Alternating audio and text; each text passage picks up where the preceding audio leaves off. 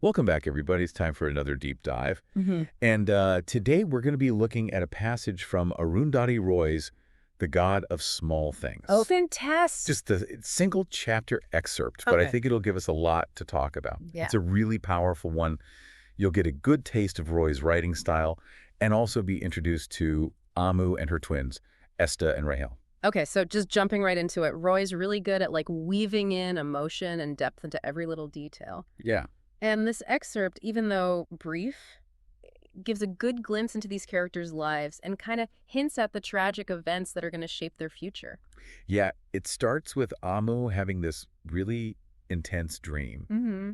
about a one-armed man on a beach. Okay. Not your typical lighthearted dream, Right. you know. Definitely not. Yeah. And the imagery in this dream is really striking. There's a beach littered with broken blue bottles, Wow. a red cow swimming in the sea. It creates this really surreal, almost unsettling atmosphere. But there's also this strong sense of longing and loss woven throughout, which really, I think, sets the tone for what's to come. Yeah, the imagery in that dream is really striking. A beach with broken blue bottles, a red cow swimming out to sea. That is definitely surreal. Yeah. But it really speaks to, I think, the idea of limitations and constraints. I think in the novel, these characters are constantly pushing against societal expectations, familial pressures, their own struggles. Right. It's as if they're all limited in some way by their circumstances. And then there's the one-armed man himself. The fact that he can only do one thing at a time, Yeah. like hold her or kiss her, but never both. Mm. It's almost like a metaphor for something, isn't it? It definitely speaks to the idea of limitations Yeah. and constraints. Yeah. And then there's this other strange detail about these people watching Ammu and the one-armed man. Okay. They're holding violins and there's spit bubbles floating around. Uh-huh.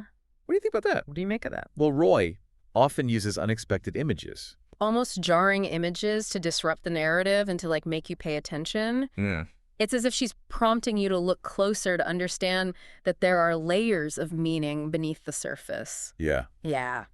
It's interesting how she does that. So Ammu wakes up from this dream, visibly shaken, and we see her twins, Esta and Rahel, worried and trying to wake her up gently. They call it an afternoon mare, which I just thought was so endearing. Oh, that's cute. But it also hints at a darkness, doesn't it?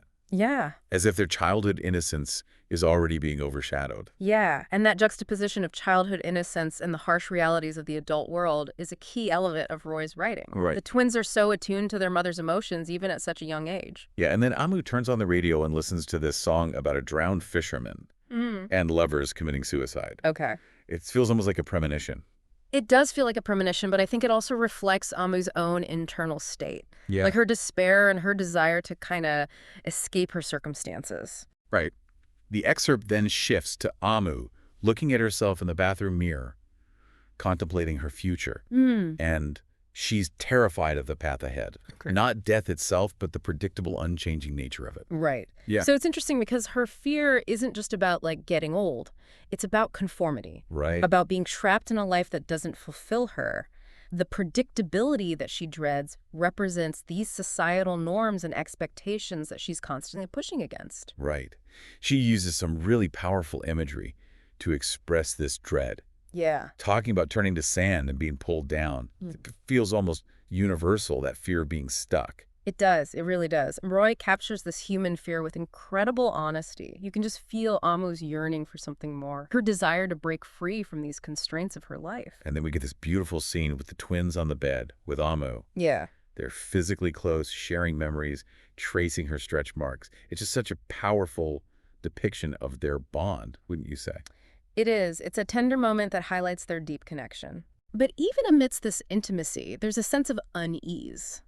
When Rahel asks if their father might have lost their address, it hints at the possibility of separation, Right. the potential for this loving unit to be broken apart. Yeah, that's when the feeling of impending doom really starts to creep in. Yeah. Roy starts to subtly hint at the family's breakdown. Right. The conflict with Chaco Ammu's brother and the eventual eviction of Ammu and the twins. It's like watching a fragile structure start to crumble. Roy doesn't explicitly tell us what's going to happen, Right. but she creates this atmosphere of tension and foreboding. It's like a storm brewing on the horizon. And then there's Rahel's recurring dream about a fat man breaking a woman's bones. Right.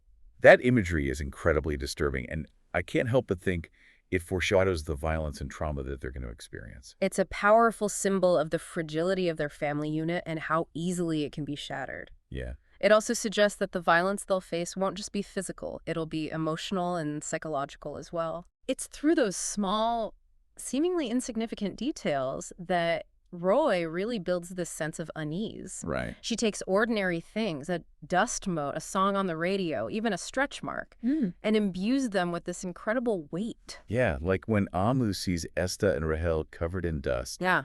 and compares them to two pieces of lightly sugar-dusted, unidentical cake.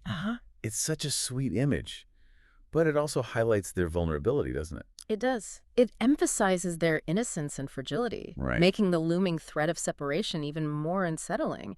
And that sense of vulnerability is further heightened when Ammu warns the twins about going to Velutha's house. Yeah, we don't know much about Velutha yet, Right. but the way Ammu talks about him, it suggests he represents some sort of danger, Yeah. a forbidden connection. Right. And there's that line where Ammu realizes, by not mentioning his name, she sensed that a pact had been forged between her dream and the world, and that the midwives of that pact were or would be her sawdust-coated two egg twins. It's a complex idea. Wow. But what do you make of it? It's like she's acknowledging that her children are somehow caught up Right. in this unspoken danger, in the God of small things. Yeah. Their lives are becoming intertwined with forces beyond their control. It foreshadows how these children will be caught in the crossfire of adult desires and societal prejudices. Their innocence is going to be shattered and their lives irrevocably changed by the events that are about to unfold. Do we get this glimpse into Ammu's past? Her marriage to a Bengali man, and the whispers that follow her, went quite mad.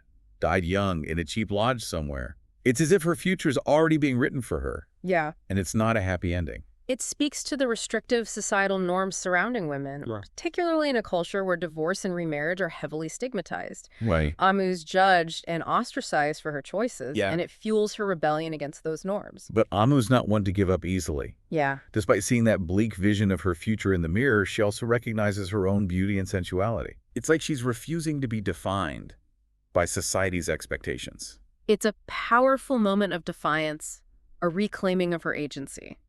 She's a woman with desires and passions. Right. And she won't let society dictate who she should be. Even though she worries about madness, she doesn't let it consume her. Right. There's that bit where she laughs at the thought of walking naked down the street with toothbrushes sticking out of her backside. Yeah. Such a surprising burst of humor in this otherwise heavy chapter. That humor, that touch of absurdity is another way Roy helps us cope with the darkness. Right. It's a reminder that even in the face of tragedy, there can still be moments of lightness and joy. But ultimately, that darkness is inescapable. Yeah. The chapter ends with Rahel's dream of the fat man breaking the bones of a dead woman. Right. It's such a visceral image, and it feels like Roy is preparing us for the emotional violence that's about to erupt. And it's not just about physical violence. It's about the emotional and psychological scars that trauma can leave behind. The children will witness the destruction of their family, the shattering of their world, and they'll be left to deal with the consequences. And there's that heart-wrenching line where Ammu tells the twins, "Promise me you'll always love each other." Yeah. It's like she's trying to cling to the one thing that truly matters, the bond between her children. But even that bond will be tested. Right. The trauma they experience will fracture their relationship, leaving them disconnected and struggling to make sense of a world that suddenly seems chaotic and meaningless. So we're left with this question. What will become of Ammu and her twins? What price will they pay for defying societal norms and embracing their desires? It's a question that drives the rest of the novel. As we go deeper into the story, we see how those small things, those seemingly insignificant moments, come to define their lives. The loss of innocence, the weight of secrets, the enduring power of love and grief, all these themes are intertwined and explored through the lens of those small details. Speaking of small things, there's that incredibly poignant scene where Ammu packs Esta's trunk before he's sent away. Yeah. She meticulously lists every item. Vests, ifs. Elvis records calcium tablets. Even his free giraffe that came with his medicine. Right. It's like she's desperately trying to hold on to him through these objects. It's a heartbreaking attempt to create order and control in a situation where she feels powerless.